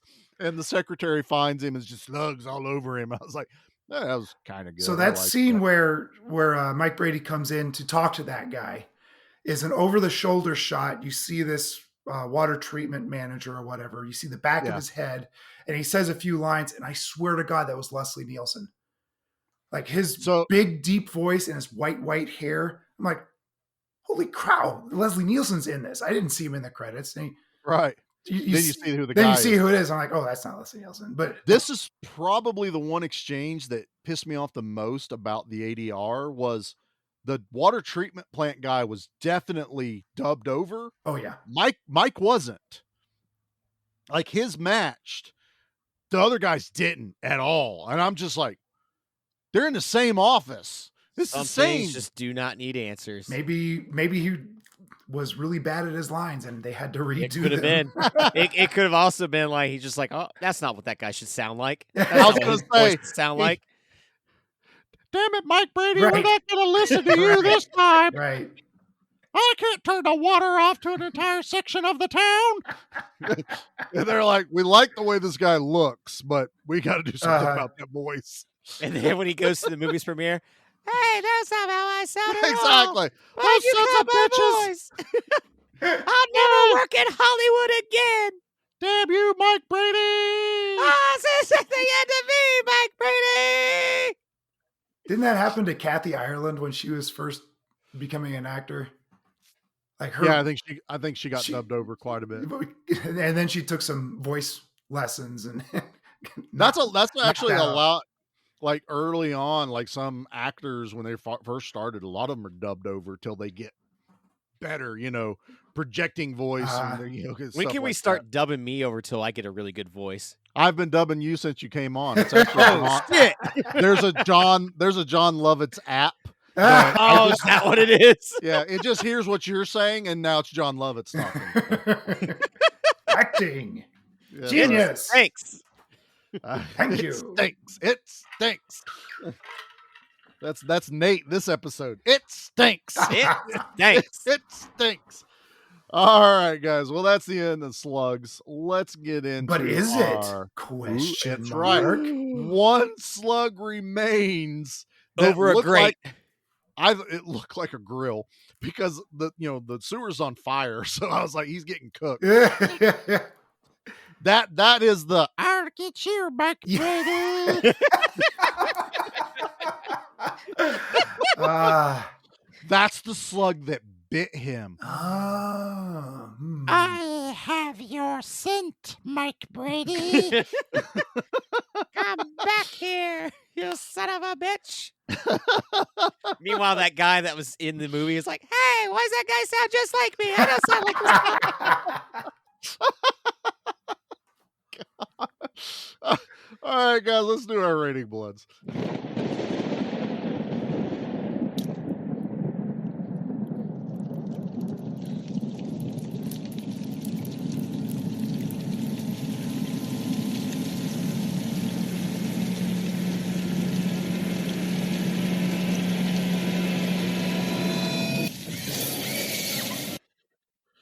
So much to the surprise of Nate, because I'm sure he doesn't remember half of the kills in this movie. I really don't. there are 11 with an asterisk.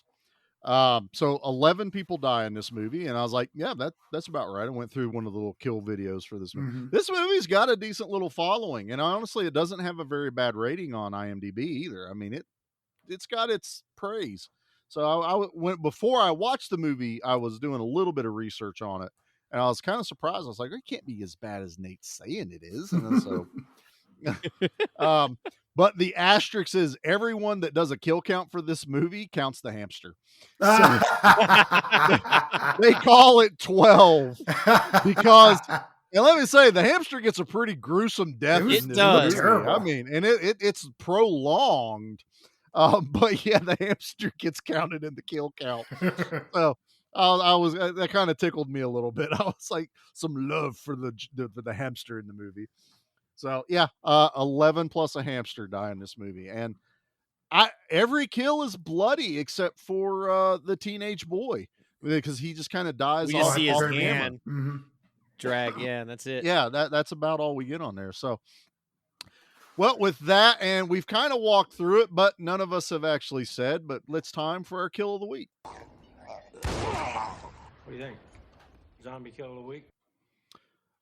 All right, so I think Pete should go last because this is Pete. Yeah, you know what? You're right. I'm gonna Nate. Fair. You're gonna go first because you hated this movie. Yeah, exactly. So, the highlight was the dinner scene with the face exploding.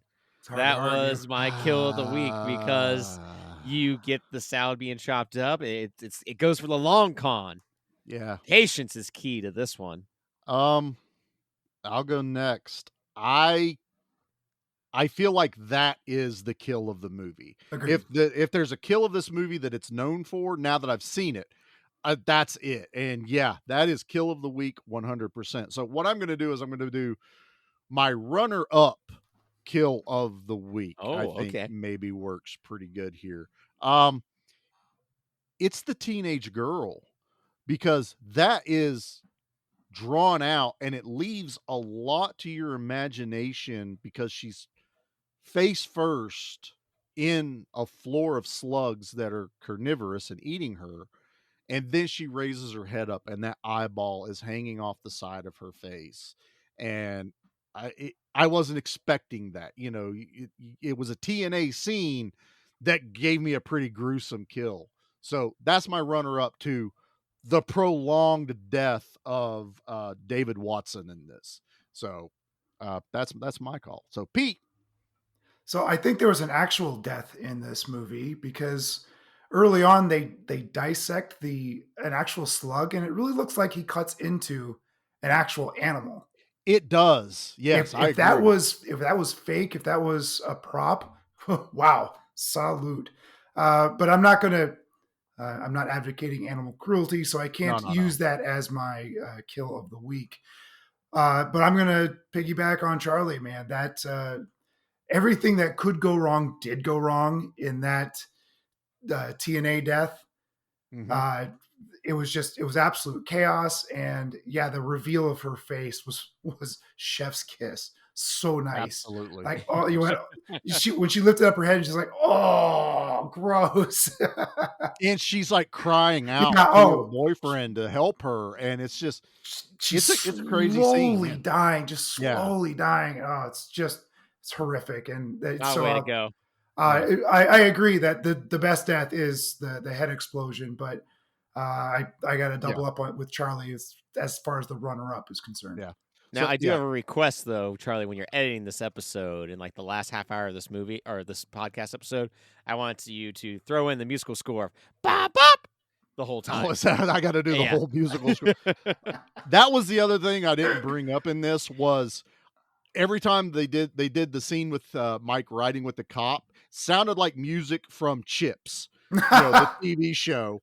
It's like they played sitcom music, like the woman walking down the drunk lady in the movie walking down the steps sounded like something you'd hear on the Brady Bunch or My Three Dad, anything. It was like they used every generic sound effect they could get that they didn't have to pay for, which probably makes a lot of sense. But yeah, the soundtrack in this is just insane. And I just kept calling it the Chips soundtrack. And I don't know a cop car that's red striped. I was like, did they just get a fire marshal car, slap a sheriff's sticker on its Maybe. side?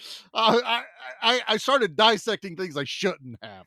But speaking of dissecting, I'm kind of with you, Pete. I think it might have been a real one because they had real slugs. But I also remember in Deadly Spawn, they have a dissection scene that is 100% fake, but damn it, it looks so real. Nate knows what I'm talking about. Yeah, definitely. We talked about that we're like, how? Like she's cutting through layers and it looks like as if you were cutting something open. So maybe they were good enough to not, destroy the slugs. I hope so.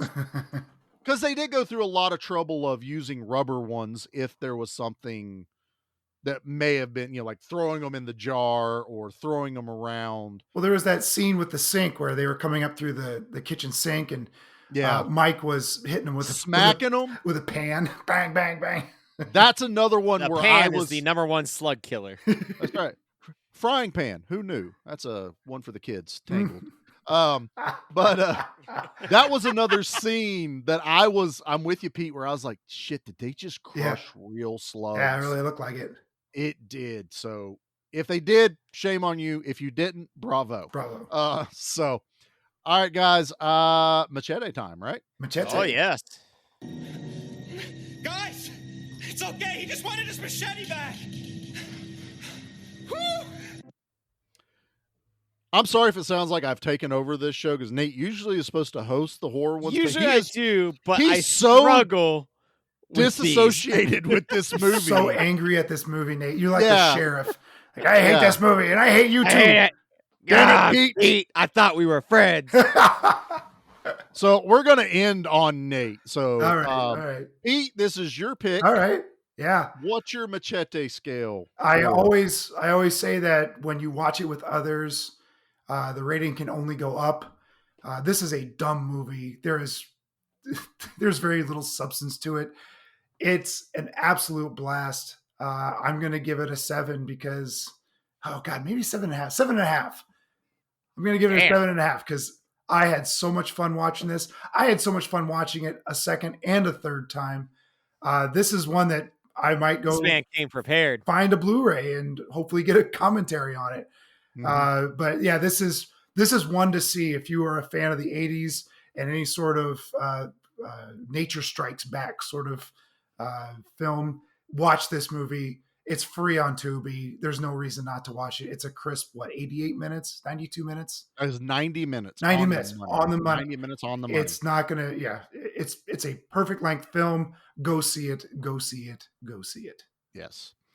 So I'm going to go next because for some reason, I was the one everyone feared of what I was going to say in this movie. No, I'm not afraid of you. Yeah. I thought this was the match of the century. You're only a foot taller than me. How many times did Pete go, oh no, what is Shirley going to say about this movie? Maybe I'm getting grounded again. But no, I'm actually happy that I pushed for the Pete pick this month, and I'm giving this a 6.5. Wow.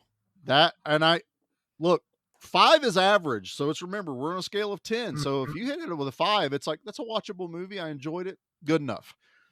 The gore in this movie really elevated this movie. Now, the acting is exactly what you expect it to be in this type of movie. The ADR, I feel I had to kind of ding it, and I didn't get any answer on why the sheriff was an asshole. But everything else about this movie, again, Jackie and I got done watching this movie. We were happy, excited. She's like, that was awesome. I love Ooey Gooey. Done well, Ooey Gooey. And this is, so it's a 6.5 Machete score for me, guys. Wow. Nate, let's bring down the ratio. Yeah, let's bring it on down. There was a part of me almost pulled a Charlie and went, I'm not rating this thing. Ooh. That way we just keep the bit going with Pete's pick. Like, it just goes back and forth. Like, one of us just refuses to rate it. Pete could never quite get the full crew on his side. It's awesome. Oh, no. I decided to go back old school with this one. I'm going to give this movie a 2. Oh, wow. Yep. I did not have fun with this movie. You say it was an hour and a half. It felt like it was 4 hours long. Mike Brady deserves more. He deserves better. I don't know. Like, maybe it's because I've had a really bad week, and then like watching a bad movie has affected my mindset to watch it. On top I feel of that has a lot week. to do with the score this week. It probably could be. Like, my personal life's been pretty hell recently. Because so there's no reason this movie should not I was have watching been it by myself. Yeah. I was bored. I was looking at my phone. I Put obviously your damn could phone not remember scenes of this movie because like nothing was grabbing me. And like such a shame. even like the very first person that gets killed, that the guy getting evicted, like I just remember like, oh, okay, like you show the body, but you didn't get to see the kill. That's Or how same thing out with of guy. the movie Nate was. That's the second guy to get killed in the movie. So, you know. Yeah. Oh, yeah. I guess, the first guy in the pond. But yeah, like there was just nothing that really grabbed my attention the whole time except for that dinner scene and the garden scene. Those were two very great highlights. It was just like, I guess with this being the same director as Pieces, I thought maybe I'd get a little bit more just stupidity fun out of this. And like, but it Pieces wasn't is doing it for after me. this, isn't it? Like, this is before he did Pieces. I can't remember. Well, I think Pieces is before. I think this. Pieces before. Yeah, you don't have to go Right. to Texas for a chainsaw massacre. That alone is like the greatest thing that he could have given us to horror. I mean, honestly, I was kind of surprised that this was a 1988 film. I mean, this is. It feels earlier. It does feel a lot earlier. But again, like 83 or so. I don't want it to sound bad, but whenever we get a lot of these foreign directors and foreign movies, they do kind of feel like they're about 5 years behind what we're getting from the States at the time. You know what I mean? No, I don't want to be mean about it, but also the budget has a lot to do with it, is, you know, how well it does. So, and that's what like sucks when doing these podcasts. Like, I'm not a person to dog on movies. Like, I don't want to like have someone suffer through me just complaining the whole time. So like, no, yeah, and it's Charlie had to take over because like me, I'm just directionless right now. I'm like, I don't know where to take the show today. it's fine. And I kind of got that vibe, but that's why we're co-hosts. Yes. One can lift the other when the other just is feeling drugged The other down. one's just feeling a little down and didn't get much sleep from the night before. It's just too bad Nate got sucked under the water and I had to let him turn into a blood fountain. I turned into doused the blood Slugs puddle. with it. I'll try better next time to get both of y'all on board. That's all we want, Pete. Just do better, Pete. Jeez. I was worried before I watched it, but now I'm like, I feel we judged you too harshly, Pete. Oh, thank you. So, but I will put this in. When the next time we do a Pete pick, I want a movie that means something to you. Yes. Something you either have grown up with and you're like, I love this movie no matter how many times I've seen it. Or it doesn't have to be from the 80s. It could be from the 90s or the 2000s. But I want something that struck you and you're like, damn it, I want these guys to experience this. Because I kind of feel like you did that with Thirst. it just didn't hit right. But now we're learning each other a bit more. All right. So now it's kind of like, let me think. Because now, like, you haven't been on the action side since. No, I got some bangers though. Pete will be making an appearance on the action show. I'm excited for that. I have a DVD sitting next to me that I am hyped beyond hyped to cover, and Pete is going to be on the action show for that. I also have a list. Pete and I are working on some action lists because I really want to get you on the other side of things.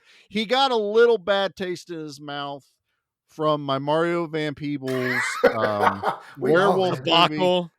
We got to really make up Halloween this year because, man. While that was the horror show, I'm sorry it was an action movie.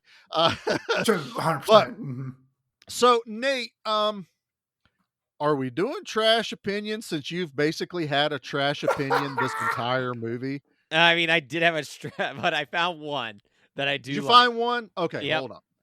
Here is. Dang it! I should almost play the one you hate for the way you did it. But I'm the trash man. I come out, I throw trash all over the ring, and then I start eating garbage. And then I pick up the trash can and I smash the guy on the head. Oh, that's going to be a disaster. All right, Dave. This comes from The Degenerate, who reviewed this back in 2001. 1 star out of 10. They entitled it, Mike Brady Strikes Back. Okay, where do we start with this little gem? Mutant slugs begin to take over a small New England town.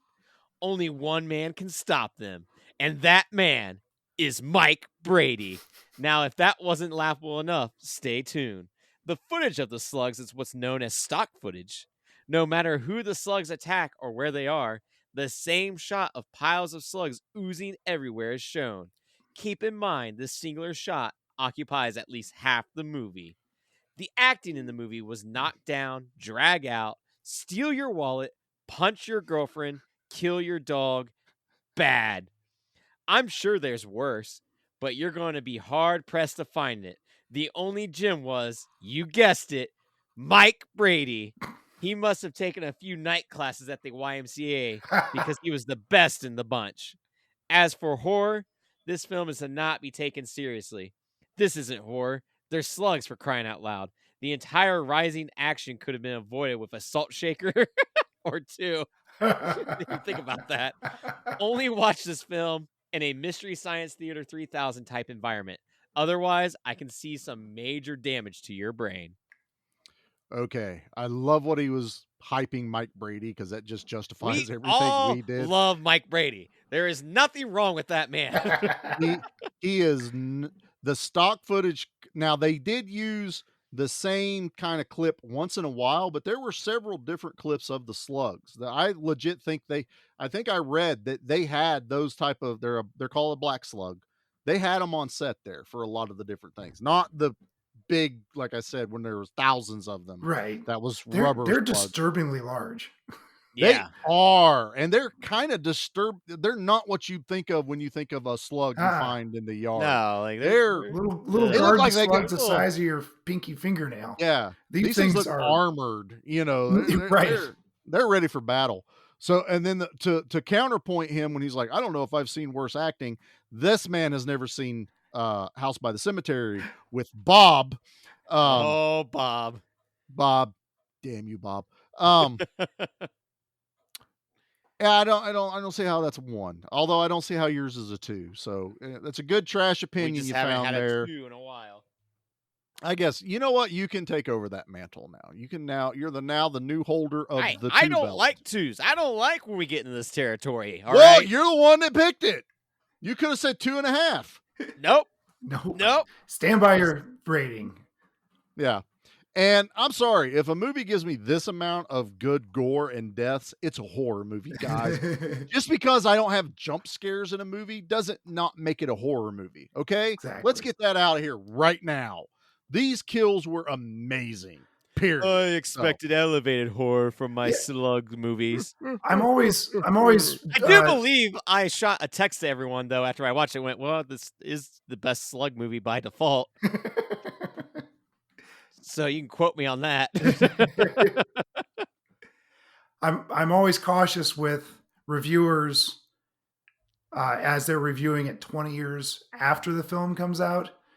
I think that's a little dodgy because we've had, well, this was 88,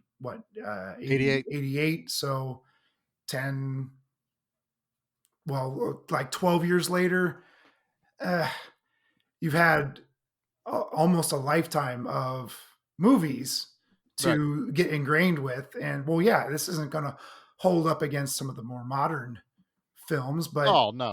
But those of us who lived through that era, I think, have a greater appreciation. Oh yeah, we definitely. And I wonder if some of more. these, like, you had one, you watched a film, and it was like almost 30 years later, you found a bad review of it, and I'm like, 30 years later, were you alive when this movie was out to begin with? Right. Yeah. So yeah, I'm always cautious when you read something that far removed from the film itself. Even with modern movies that come out, I try to avoid reviews. Like I try to avoid trailers and reviews. Like I want to go in clean slate. If I'm going to go see a movie, especially in a theater, it's already got my money. I don't need to see the trailer. Yeah. And I don't want to hear any spoilers. And that's the tricky part. But I'm sorry. This trailer makes a very good argument of why you should see a trailer before you see the movie. Because this trailer was amazing. Well, this is coming from an era where trailers sold you the movie. Yeah, but this will show you everything. Yeah, no, this one was amazing. So, all right, Nate's already dying inside, so we will wrap this up here.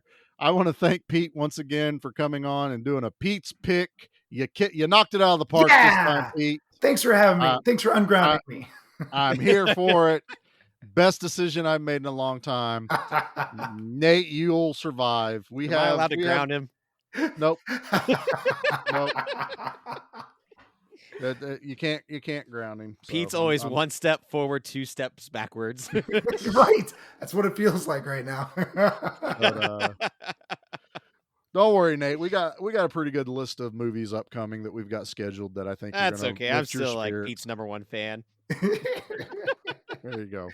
Wait, that makes me number 2. Damn it. You're number 2. Really like Pete. All right, everybody. Thanks for checking us out on this episode of Slugs, the movie. The movie. It says that. That's it. Oh, yeah, it says the movie. I'm like, oh, instead of the musical, I might have gotten Slug the musical with. Yeah, I'm down for that. I think I'd watch that. I bet Nate would enjoy Slugs. I would watch that, especially like whoever's going to be the lead as Mike Brady. The lead. They better have some pipes. I really feel like the head exploding would be confetti. Like when they explode the guy's head, like confetti and streamers will fly out of his face. I feel like this line would be in the musical. Damn you, slugs! Sure. Very nice. Very nice. All yeah, right. That would be. Mm-hmm. Well, if you want more from us over here at Give Me Back My Horror Movies, you can continue to follow us over at our Facebook and Instagram pages at Give Me Back My Horror Movies. Also followed with Give Me Back My Action Movies. It's one every other week. You can follow us on Twitter at Give Me Back My Action and Horror Movies. We are on, what's the other one called, Nate, that we do? TikTok. That's right. We do TikTok videos. I created a letterbox for the Give Me Back My Horror Movies. I have used it. Don't know how to use it. I have a letterbox for the action movies, and I don't know how to use it either. So, bravo, sir! Bravo! We didn't even tell each other that we created one. This was new information. I've had mine a month, and I still don't know how to use it. I think I've had it for about 2 weeks. I don't know what I'm doing.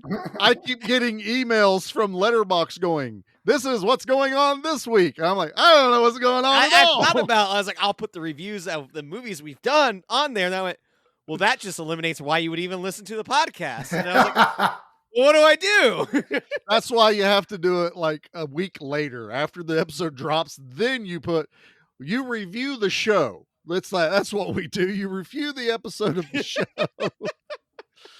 But also, as always, please go check out everyone else on the Give Me Back My Podcast Network.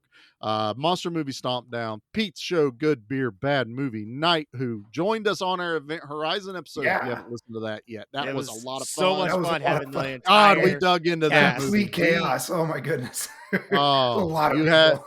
you had COVID Charlie making an appearance. It was kind of wild. Give me back my pro wrestling. I know you hear me with Flynn Hendricks and Tales from the Haunt with Flynn Hendricks and Just Jeff. You also heard a commercial in this episode for another show that we're friends with over on Instagram, 100 Horrors. Please go check those guys out. Guys, I can't forget. Sorry, I almost forgot the most important one. If you want to send us an email, we are at gmbmampod@gmail.com. So send those emails over. Yes, Pete, I know there's an email from you on there. I'm going to read it next week. Yeah, I'm going to read it eventually. Have you clicked on it? Sometimes that's the only emails we get, but it is on there. I saw it. Pete was all like excited. He's like, you got to read it now, don't you? I was like, I didn't say what episode I was going to read it on. I got to call out a certain state this week. Oh, yeah. Ohio. How you going to let Michigan, download like 5 times as many episodes than our own hometown state? Whoa. What up with that? Thank you, Michigan. Did not expect that. Yeah. Really appreciate it, Michigan. But Ohio, man, I thought we were always competitive with the team up north, but here we are. Not this time. Letting Michigan just have more downloads. Oh. Thank you, Michigan. There you go, man. And, I'll give Nate some credit. After his upsetness over the downloads of Leprechaun 4 in space, you guys were troops and went and listened to that episode. And for about 3 days, it was the most listened to episode of our space journey of the entire month. All I know, I was dying as I was seeing it rise more and more. I went, well, I'll be damned. This one's got legs. Nate messaged me going, look, it was like higher than all the other ones. And then all the other ones, now it's all back even where it should be. So a lot of people, we get it. Everyone gets busy. I've got a backlog of podcasts myself I need to get through. Ones I love, just finding time. So we understand that the numbers don't always jump on release week, but Nate was dying a little bit till he did his call to action. And now Leprechaun 4 might have a chance to be our most. I love our episode. fans so much. Thank you so much to everyone just across the United States that keeps downloading us. Like, it still blows my mind for a podcast finding a new audience with 0 commercials. Hey, don't know how we're doing it. Hey, I got one written. Our VO guy has it.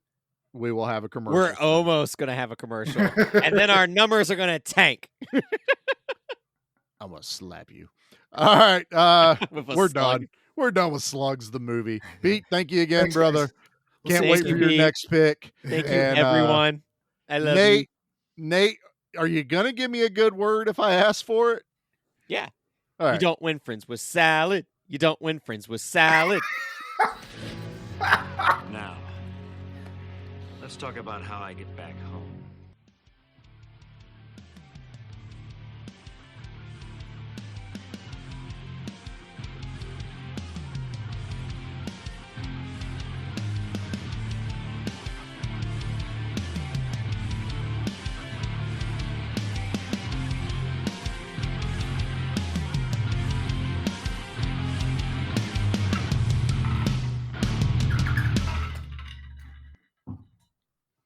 Can you get a louder drink next time, Pete?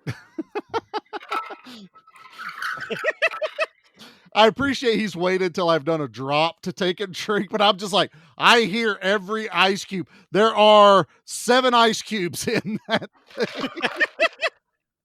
He's like,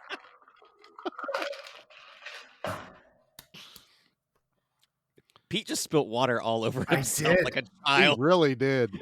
He was drinking from the loudest, like, it's 12 tumbler. o'clock, man. You haven't even had a beer yet. I'm going to correct that here in a minute.